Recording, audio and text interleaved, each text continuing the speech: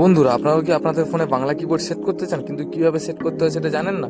চিন্তার কোনো কারণ নেই, চলুন দেখে নিই কীভাবে বাংলা কিবোর্ড সেট করা যায়, অথবা ইংলিশে লিখে কীভাবে বাংলাতে ট্রান্সলেট করা যায় সেটাও দেখে নেব। চলুন বন্ধুরা, ভিডিওটা শুরু করা যাক। ভিডিওটা শুরু করার আগে বন্ধুরা, আপনাদের কাছে একান্ত অনুরোধ, আপনারা যদি এই চ্যানেলে নতুন হয়ে থাকেন আপনারা একটা সাবস্ক্রাইব একটা লাইক করে দেবেন।